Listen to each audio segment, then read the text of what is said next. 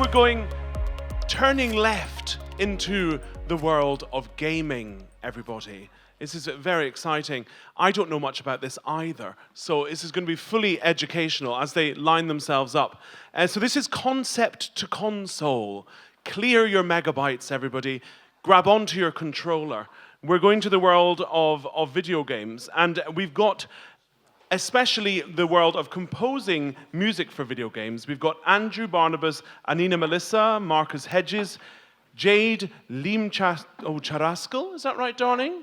Close enough. That'll do, thank you. And Alexander Horowitz, who's on our board. We're very lucky to have him there and will be chairing for us. So a big round of applause for our panel.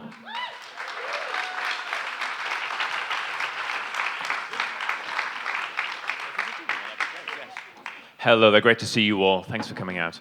I want to kick things straight off. We've got a short amount of time and lots to talk about in terms of the world of game audio, music, and everything about game development. The whole point of this session is to try and demystify what games are to some extent, to try to make it apparent that we're not actually that different in the world of games compared to the classical world and that of pop and rock and jazz as well. And I wanted to kick things off by looking at how we got into the games industry and how our opportunities come about. So when we look at the classical realm, we look at pop and rock and jazz, a lot of the roots are already established. We know how to start to get gigs. Whether we get that many is a different thing, but actually the roots are there. And so in terms of the panel, how did this come about? How did you get into games, and how have these opportunities continued as you've been moving through? Maybe we start on the end with Annina. I say Mikeless. Hello. So I used to work in the music industry, actually, and I came back from tour and I was broke and I needed a job. And I got into translation and then became a recording supervisor and then thought like, oh, I could do music for games, and then kind of worked my way there. And so in terms of the opportunities since then, how do you go about being involved, doing music, performing, and generally creating sounds for games? Are things on a contract basis, or are things full-time, part-time? So I was always hired in studio, so like full-time employed by a studio, and have my own studio in the studio. But now I'm freelance because I'm on maternity leave. So I'm kind of a little bit open at the moment. But when you work for a game studio, and I work as a music designer and as a composer, you have so many different projects, and you kind of have to switch between the different projects a lot. So the opportunities are kind of, I don't really have to do anything, they just kind of come to me. That's going to change, but yeah. A wonderful position to be in, perhaps. Marcus, what about you? A less conventional entrance into games, I think. When I finished university, so I'm a big video game nerd, and I really liked sort of writing film score type stuff, and when I came out of uni, I realized people were writing orchestral scores for games. And so I thought, like what can I do with this? And so I started doing orchestral arrangements of like nostalgic video game soundtracks, your Zeldas, your Super Marios. And I was scouring the internet one day and I saw an article about an indie game that had come out and it had been likened to Zelda. And I just finished doing a big Zelda arrangement album thing. So I reached out and I sort of said, I really like the look of your game, like what you're about. Like, I've just done this Zelda album, maybe there's a bit of synergy there. And they were like, would you like to pitch for the opportunity to compose for the game? So I pitched and it went well. And that was kind of like my sort of first step like through the door of video game music, and the rest is, I guess, history, so to speak. Fantastic, thank you. Barn, I believe your route is, I don't want to say long-winded, there's a lot of history there. I'm old. That's really what it boils down to. I've done this for a long time, so I'm not going to bore you with how I got into it, because I'm in my 35th year of doing this now. So yeah, so things are a little bit different there. Games are running on Steam. But when I started, for me, answer the question, how do you get into it? For me, I actually got answers here to make my answer compliance. I got into it by getting off my arse. You know, these days, it's very easy to Google a company and fire a load of emails. But I've always felt that wherever possible, meet people in person. Going over here. So for me, it was trade shows and conferences. And when I first started, games music was a very different landscape. It was all chip music on Commodore Amigas and very different than writing now. So to answer the question, if I were to get into it now, I'd go to local game jams. Go to indie dev meetups and chat to everyone locally. And then go to conferences like Develop in Brighton and GDC in San Francisco. That's my answer. I'm going to pick up on game jams there as well. Does anyone know what a game jam is? Just show of hands. There's a few. It's worth me explaining. There is a concept of basically turning up. It used to be on a Friday evening. You turn up about sort of 4 or 5 on a Friday and be given a theme. And so the theme might be ritual or bubbles or escape or something like that. Just usually a single word or a small phrase theme. And you then have 48 hours to make a game on that subject. So you have a team of people, or sometimes by yourself, and actually put together a game in a very short space of time.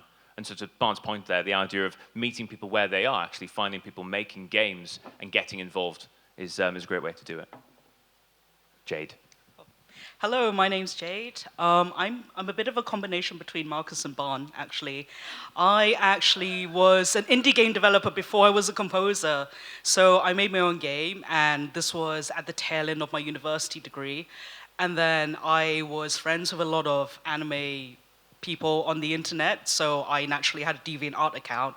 And I saw someone posting a journal on their account saying, hey, I've opened a new studio, check out the website. So I just wrote a little message saying that, hey, I'm actually a composer. I would love for you to have a look at my portfolio and just give me some feedback as an industry professional. And then that led to an interview, and that was my first gig, writing the soundtrack for their game. And then ever since then, I also attended the in-person meetups. I actually hosted a lot of my in-person meetups, so that was a really good way to just get people to come and meet me rather than me going over there. So hot tip, get people to come to you, because when you're a freelancer and going to like 30 different events in a month, it does get a lot of work. So yeah, that's what I did. And I also did game jams as well, so yeah. There's a running theme here, isn't there, which is about the people behind all of this and actually trying to connect with game developers, whether they are programmers or artists or other composers and audio people, trying to expand that network, as we all naturally do within the art and within music anyway. I want to explore how we actually go about making music for games and making audio for games, and looking at how gameplay inspires that as well. So when you're brought something from a developer, or when you're pitching for something, what is it you're responding to? How much is gameplay actually affecting what you're doing, and how much is it other sources of inspiration? This is for anyone, really, whoever wants to pick this up. I'll pick this up. So because I work as a music designer, for me, design always informs the music first. Because games are so complex, and I kind of I've sat on both ends of the table. So if you're a freelance composer, obviously you get outsourced. If you're an in-house music designer, you sit on the dev side of the table as well. There are so many considerations that you have to take when you work on music systems, especially because, just to quickly, do I have time to quickly explain non-linearity? Okay. If you write music for a film, you have the whole film, ideally, picture after picture, scene after scene, already laid out. But if you make music for a game, you don't actually know what the player is going to do and what kind of scenario the player is going to find themselves in. So you have to create design systems that can basically, in some instances, compose music in real time that match whatever scenario there is. So that's where music design comes in. So my process looks different based on if I work on music design or if I compose. Yeah. This is don't the wanna say too much. non-linearity of music, Yeah. isn't it, essentially? The linear approach to film and TV versus the fact that the player might sit on the menu screen for 45 minutes. They might do. Not really good, fun game for them. So I'm going to answer the question because you asked one of these: how does technology shape your process? And for me, technology is the biggest part of the difference between scoring for film and TV versus scoring for games, and that is all down to tech. So if anyone's thinking here becoming a games composer or game music designer, learning tech is the most vital part of this process. It scares some people off, but for me, it's actually something to embrace. Technology aids creativity and would help you produce a more interesting and a varied score. Can I give an example? I've got time to give an example. Of course. Okay, I'll give an example. You're also okay. polite. So let's. So picture the scene. It's like a fantasy game. You have to traverse a large landscape, going from A to B, and it could take a good player 10 or 15 minutes to do this. A less experienced player maybe take 30 or 40 minutes. However, the twist here is that it's a lush, beautiful landscape with trees, butterflies, meadows, and wind running through the trees. But alternatively, somewhere every now and then, some benign force will switch you to an alternate reality where it's a scorched earth version of exactly the same place. So it's rock, it's lava, it's fire, it's awful. It's a horrible place to be. But you still got to traverse the same landscape. How would you score this?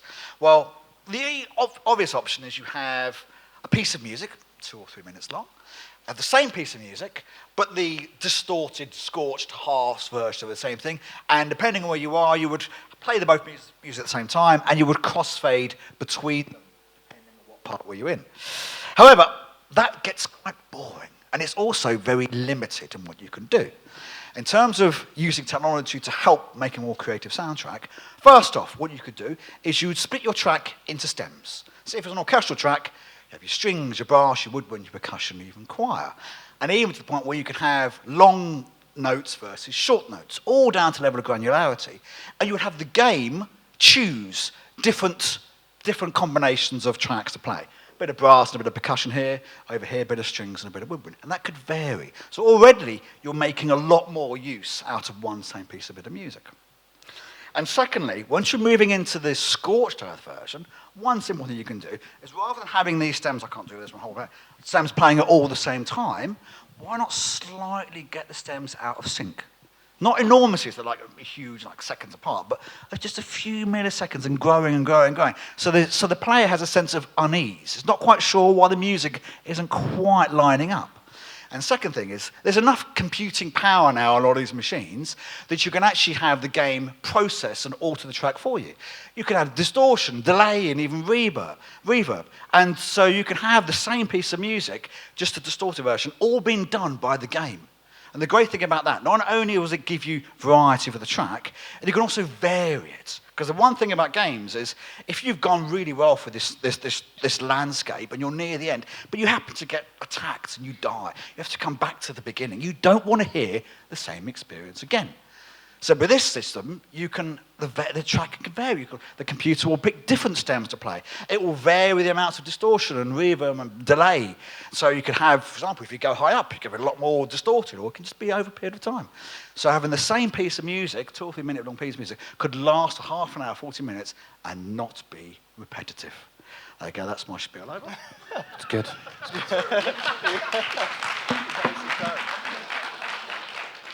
See, if this were a classical music only type event, there are almost references to, say, electric counterpoint in there. There's almost a John Zorn Cobra type element in there as well, if anyone's familiar with that. Marcus, there are 2 themes going now, technology, but also this idea of design informing what you do. Where do your inspirations come from? Design, tech, something else? Yeah, I mean, mainly what Barn said, but I mean, to add to that, like, I think what a useful thing for me to share would be about how important it is to play what you're composing for. So, you know, traditionally, I'll take screen records from the game, drop it into my DAW, and I'll write sort of statically, I guess. And then sort of work dynamicism in there. But when that gets implemented in the game, I could have been really, really sure about how that is going to sound and how that's going to feel. But when I'm playing it, it's different because my focus is not necessarily on the music, it's on the gameplay now. It's on the the experience. So I've had it in the past where I've written like a battle piece, for example, and we're getting into the later stages of the game, and it's supposed to increase in intensity, and I've added a ton more percussion. And I thought, yeah, that's great, that'll work lovely. It's just not hitting hard enough, and I didn't realize until I'm in the game. So I think it's important to be the player as well, to play an early build of the game and experience it for yourself, because that can also inform what you do as a composer. Well said, yeah. And what you're alluding to as well applies across the entire set of composers through to technologists and programmers, artists in games, where if we're not playing the thing that we're making, we don't necessarily know what it is we create in the end. It's this dog fooding principle, this idea of eating the dog food you're making, even if you don't like the taste of it straight away. It's important as well. Like music design is like a super important part of it. That you get another set of ears on and brains on the approach to the music and how it's going to be experienced. So that's an art in itself. It's a real thing, dog fooding as well, actually. Is. Jade. What about yourself? Technology, what's coming from the game, where do those inspirations come from? Everything that has been pointed out earlier, but I would also say like it's so important to play other different types of games as well, just because games in itself, not even genre-wise, it's so vast and varied, and I think it's really important to keep that in mind. But also, it's still a business at the end of the day, so you need to be aware of you are you're playing the game as a composer, but also as a player as well. What do you expect? What feels good? What feels right? What would follow whatever is happening on screen? So yeah, there's so many ways to like be really, really granular with it. But then also studying like other people and asking them like, okay, like what is happening with the design in this game? How did you approach this problem? Because again, the way that you make games can be really, really granular and vastly, vastly different. So there's no like streamlined process. It is very custom made and custom built for each project. I hope that answers the question. Absolutely, and when you say about playing different types of games, just to put you on the spot a little bit, we have a platform here. We have people who might be interested in finding a new game, especially if they haven't played that much before. What would you recommend? Where do people start? What kind of games are you thinking right now are worth investing time in?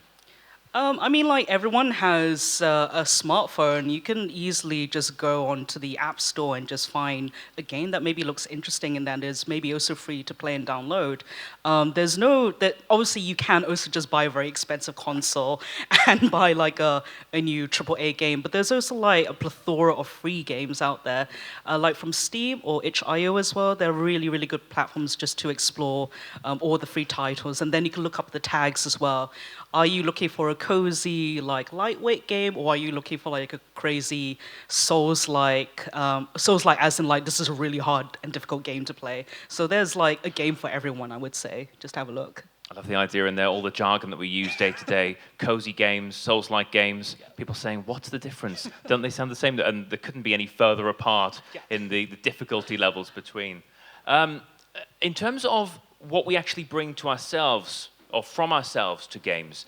Now, we're talking here about technology, but also artistry, and we span across all of that. And I guess the common thing, there's a humanity to this as well, to some extent, depending on what we're working on and what we're investing of ourselves. How much, even just with Jade here, how much is that important for you to bring yourself and your say, story and background and interests to what you make? For me, I think I come from a Thai, Malaysian, Chinese background. So for me, it's really important to bring authenticity into my work. And obviously, this is all same for everyone else here in this room with like your own particular voice and what you can bring to the table. So for me, it's just like, yeah, just maybe like do your homework, see how you can push the craft and the art further, and then make something like truly unique sounding. Like just like in film as well, you want your score to like, be really you want it to stand out, but also be true to your voice. So, but that also includes like doing your homework and researching whatever you need to research. I hope that answers the question. Absolutely. Yeah. Annina, does that ring true for you as well in terms of the experiences you've had previously across art and music, and even I know parts of philosophy as well? That's a lot to cover, Alex. Dangerous question. I think I kind of I kind of operate a little bit like a split personality, to be honest, because if I work on my personal stuff, my process and the way that I make music is completely different than when I am hired by a studio. So for example, when I start a new project, I always take sometimes 2 to 3 weeks to actually make a template. That's always project specific, because the deadlines are usually so tight that I really don't have a lot of time. Once I have writing days, I have editing days. So when I write, I just want to write. I don't want to like look for a short string, blah blah blah blah. I just want to have everything laid out, and also because you kind of have to. I have to switch between projects quite often as well. So there's not even a guarantee that I'm going to work on the same thing for like 4 weeks. Sometimes I have to work on 2 projects on the same day. So I'm just very, very structured in my work personality, I'm going to say. Because I also make solo music. It's kind of the opposite, to be honest. Because then it's just about self-expression and exploration and all these other things that are actually me. But when I work for a studio, I'm very much in the, this is a service role. And especially, this is actually one tip I can give people. Because this is something that a lot of people struggle with when they try to get into the games industry, or even already work in the games industry. It's this kind of like artist hat. And it doesn't matter if you work on music, if you make concept art, if you draw. It's a pitfall for almost everyone that you, how do I say this? You always have to remember that you are in a service role. It's not about you, it's not about your art. So if you have somebody, you have a lot of people that have opinions on everything, that have the last word on things. If they come to you and say, okay, I want changes A, B, C, and D, or you have to scratch the entire thing, you can't reuse it, redo it again, you can't be argumentative. You just always, you take the feedback and you just recreate and recreate and recreate. And the thing, which I'm just going to be very honest here, that kind of gets people quietly blacklisted is if you are too argumentative when you're outsourced and you're maybe like, you're asked, can you, this music, it's fine here, but the bridge, it's like going, and you have somebody that just is a bit difficult to work with because they want to bring so much of themselves to it, and they only see that part of music. They don't see the whole game. Often they don't have a build to play.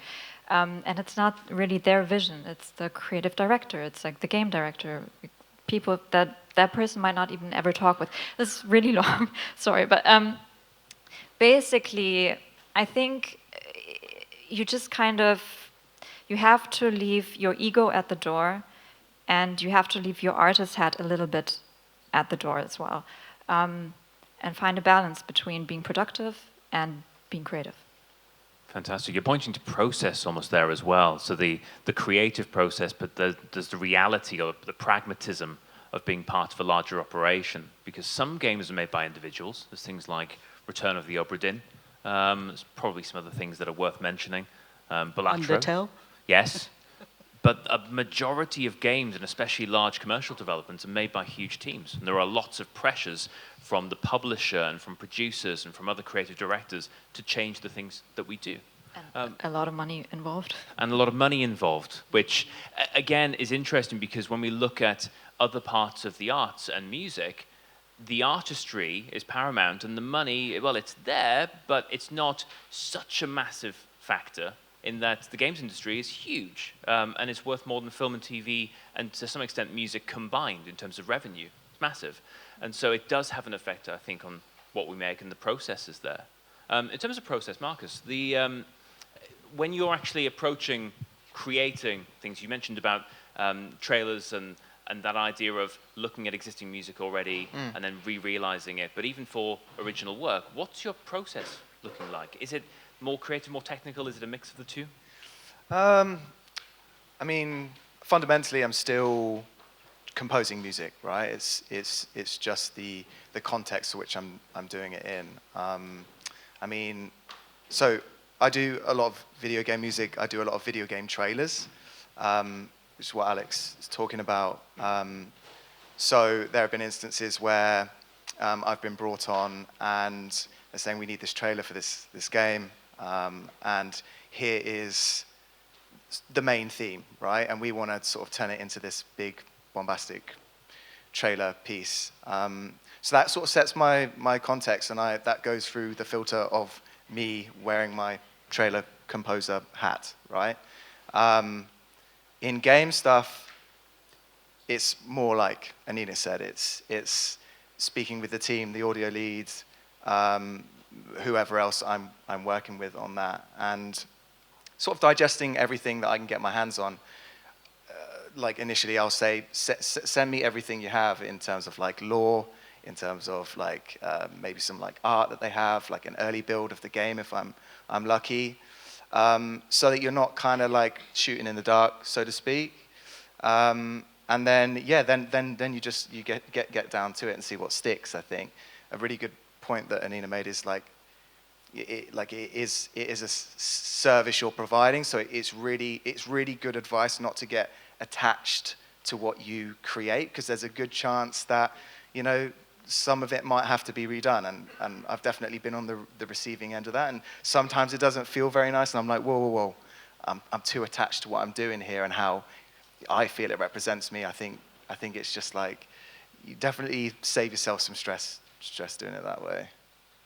Again, that power of iteration, but also the stress that comes with that and having to make constant changes to something. We were discussing earlier today, this idea of someone comes back to you and says, it's not just that we want some changes in this bar or in this section, it's that we've chopped an entire section out of a piece of gameplay or a trailer, and now everything needs to be retimed and recut.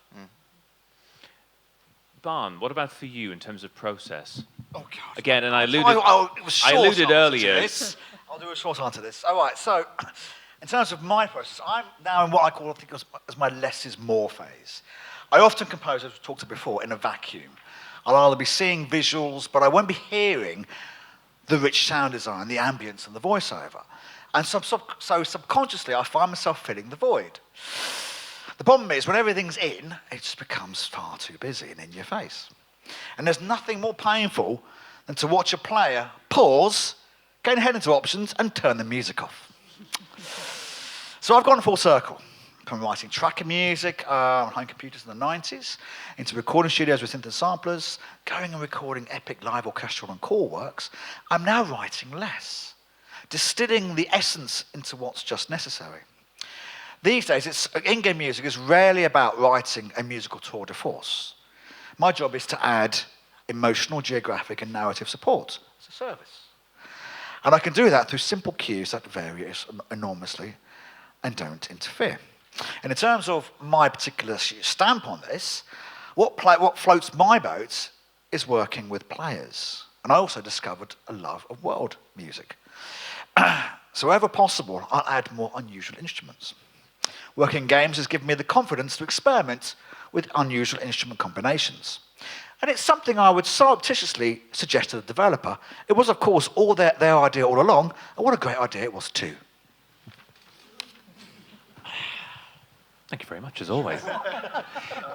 You raised the point of instrumentation, actually, and it's something I really wanted to cover, given the fact I have no way of working out how many different instruments are played within this room. There's one of those questions you get at a job interview, isn't it? You put 100 people in a room, how many instruments would they play if they're all musicians? But in terms of instrumentation, starting with Jade, what's your approach to instrumentation? Where does that inspiration or choice come from? Is it necessity or idealism? I think it's a combination of both. Like was mentioned previously, talking to the creative director, you are ultimately all working as a team to create a unifying vision of the game. So yeah, instrumentation is based on a lot of factors, but the majority of it is probably based on like what are the characters doing, what is the lore, what is the world building that needs to happen within the game, and then I would pick my instrumentation from there. Sometimes it's a bit of a sliding scale of like how fantastical is this world and how realistic are we going to go, and whether does it switch in between? Is it like a hard switch like some film, TV, and games? Like, is there like you go to this world, or like your example with this lush forest green thing, and then all of a sudden it's like rocky and volcanic, for example. the instrumentation would probably need to help elevate the storytelling through that? Or is it a bit more like a thriller where you don't really know, and then you can be a bit more, maybe creative more from the sound design element rather than instrumentation, and then really building upon that? So it really depends. Yeah. Always seems to be the answer as well. It depends on the project. Yes. Marcus and Nina, in terms of instrumentation, what about for either of you? There's actually a tip that I picked up from Borislav, the composer for Divinity Original Sin 2 and Baldur's Gate. That is to use a new instrument in every project. And I really try to do that. On the last one, I worked on Elite Dangerous, and I used a waterphone, which I never used in a different composition before. And it's a little goal. It's achievable, so I try to do that. Something, well, because I also sing, and I'm already hired by the studio, I sing on a lot of our games. Like, I never actually ask, but they're like, hey, Annina, can you just sing on this? Because you're cheap, because we've already paid you. So, so I end up singing on a lot of our games. And otherwise, I would say in terms of instrumentation, my goal as a composer is to become really, really, really proficient at arrangement. And I think this is a lesson that I've learned from music design, because I would often get stems from composers to work with. And it really kind of, it was a real kind of learning curve, like what kind of arrangements lend themselves very well to certain music systems and which don't. And I think especially because we have so many tools available now, we have a lot of bedroom producers. I think sometimes the art of arranging music is a little bit on the back burner, because you can make things sound really good nowadays with very little. But arrangement is so important for narrative. And again, I think it's like design informing creativity. So arrangement styles can inform instrumentation as well. What's fascinating is you're pointing to fundamentals there as well, things that have existed for hundreds of years, the principles of orchestration and instrumentation, the kind of Alfred Blatter text, that idea of if we do this right with the acoustic instruments in the space, then it will work in whatever context. Fantastic. Marcus, what about you in terms of instrumentation? I guess to add to that, I mean, to use your example, you were talking about vertical composition earlier, where you're turning stems on and off. Say, for example, you're using traditional orchestra to do that. I think what's important to note is if some of those stems are turned off, how the rest of the orchestration sits on its own, because you need, it's iterative. You're sort of essentially scoring people's decisions, so you need to understand what combination of things are going to play in tandem with each other and how they fit together. So I think instrument choice is a big factor that plays into that. You have to be aware of that kind of thing. But yeah. Fantastic, thank you. Now I'm aware of time, and I'd like to give you all an opportunity to anything that you think is important to bring to the ISM members' attention regarding games in general, maybe game music, game audio. We'll start with Jade here. Is there anything in particular you think the ISM members need to know? I think definitely if you're looking at getting into game audio, game music, it is definitely do have a bigger look at the technology as well, just because the tech would often inform how you would approach the writing process, how would you build your template, how would you start streamlining your process. So when the event comes, when you've written your music, you sent it off to each stakeholders, and they're like, can we change this bit? And then that would happen until the end of the project or whenever. Then at least you can be really adaptable. So yeah, those are my 2 cents. It is look at the tech and just streamline your process. Oh, and lastly, play all the games. Play all the games. Wonderful, thank you. Marcus, you've got a mic, let's go. Yeah, I was going to say exactly that. I think as far as the tech side of things, when we're talking about middleware and how the music is implemented into the game, like, the more you know about that kind of stuff, the better, because it does inform how you approach composition. So yeah, do your homework, I guess, and also, yeah, like playing games and understanding the context for which music is used is also only going to help. Fantastic, Barn. I better say, if you want to get into games, as we've all alluded to, talked about here before, learn WIs, learn Fmods. They're all free. Go and get hold of them. Sorry, Nina, that's going to what a music designer does these days. But understanding what you can do in a game is so important. It makes you much more employable than going, oh, I can write great tunes. Brilliant. Can you put them in the game? Ultimately, that's what makes you employable. And so for me as well, don't be afraid. Game for I might ask, how does gameplay influence what you do? I say gameplay and what else is going on sonically informs me. I was asked to score a racing game once, and I suggested actually there should be no in-game music. Why? Because the sound of the engines, which are beautifully recorded, the impact, the skids and everything else, would be far more dynamic and reactive, thus helping the player. Actually, the music will be drowned out. I'll save the music for the other bits, but actually you want to focus on that.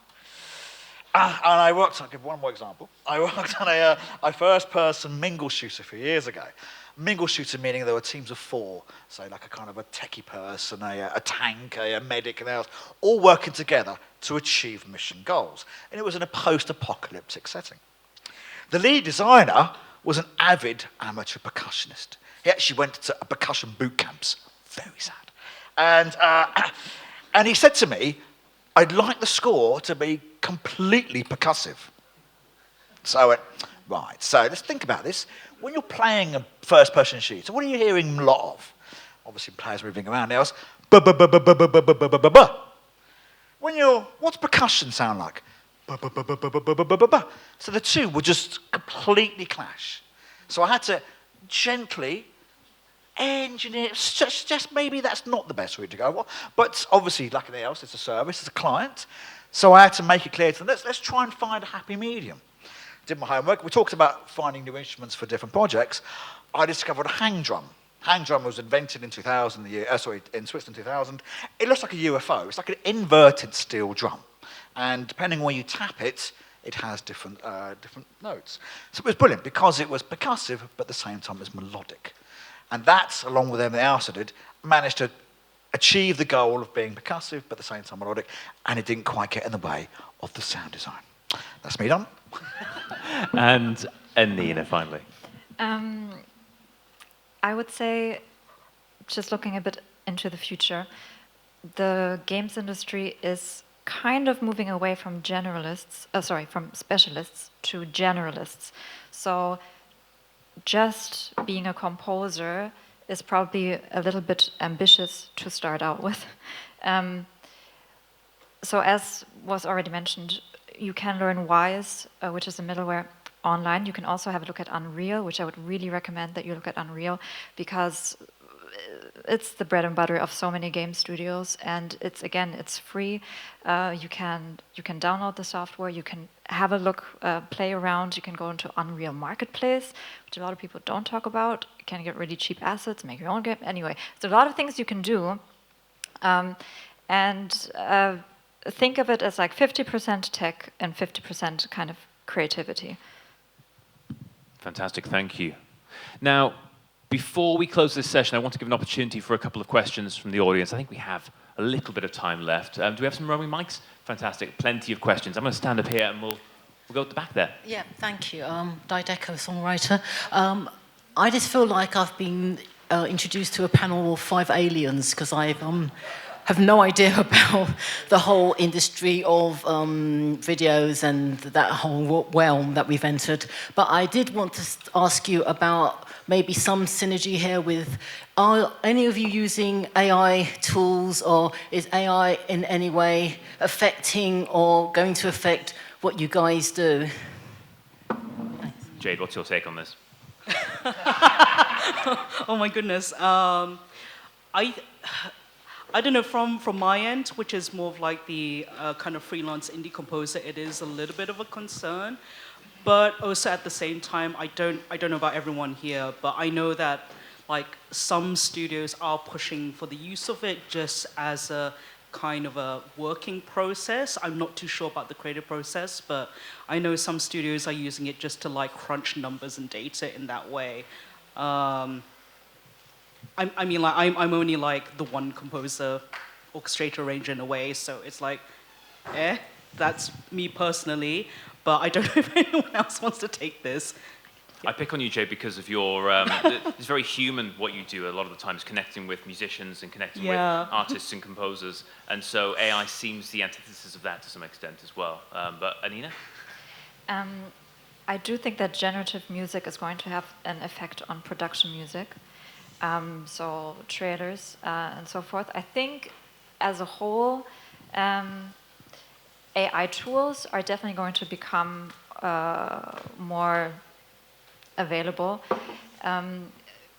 in some use cases, which is probably, I don't know, like markers, tagging, that kind of stuff. I get approached by AI companies like for the last 2 years about like, can we hire you for this? Can we do this? Blah, blah, blah. There are a lot of tools in the making. I think they're really going to change what's available to people in their own homes. But it is a concern. I think it is going to change the landscape. And I also believe that AI is going to, in some areas, come up with absolutely fantastic scores because they can scan thousands of story arcs, thousands of movies, and be like, okay, what's the formula here? We need silence here. It is going to overtake in some areas. That being said, I think we need to stop thinking it's AI, that we have to compete with AI. There's always going to be a producer that wants to make music. There's always going to be a director. There's always going to be an actor who wants to make a film, blah, blah, blah. So find those people, have a network, and make some cool stuff, Well said, well said. I think we've got time for one more. Yes, down here, in the lovely hat. Thank you, and thank you guys. This was really, really interesting. I'm a composer for TV and film, so my question is coming from more of a sync and licensing perspective. So with games like GTA and all of the different radio stations and all of the songs that are synced to the stations, how does it work as far as licensing those songs for the games? And are the creators of those different songs eligible for royalties, and how would that be quantified? And is it just more of a buyout licensing agreement? I feel like I should know. I'm going to nod here and say, yes, a music supervisor in a games company will go, I want this catalogue from this label. Rockstar's a good example for GTA. And they'll say, we'll pay you X for doing it, and it's a simple one-off fee. No royalties in games has been a very sore sticking point for many, many years. So that's one of the reasons why I do film and TV as well. But yeah, sadly, it could be a nice fee. Yeah. But it also could be shit. There was a game music like conference we went to just Game Meets Music, and they were talking exactly about that. And there's a lot of the discourse was around like being in touch with the right labels and having those be the kind of middleman between you and said studio to get your stuff synced. But yeah, it is normally a one-off fee. Yeah. I can speak to this exact example because when I was starting off in the industry, I worked at Rockstar North in Edinburgh on GTA, and one of my early mentors was a guy called Craig Connor. Now, Craig Connor was the music director on GTA 1 all the way through to GTA 5, so it was 20 years there as a music director. And to the points there on the panel, a lot of his work was about finding relationships with artists and with labels and actually building those relationships up over time, not just to have high-profile and expensive artists, but to have lower-profile emerging artists, and in some cases, non-artists. Some of the game's soundtrack is credited to certain artists, but those artists don't exist. So there's a bit of sneaky putting one's own tunes in there as well.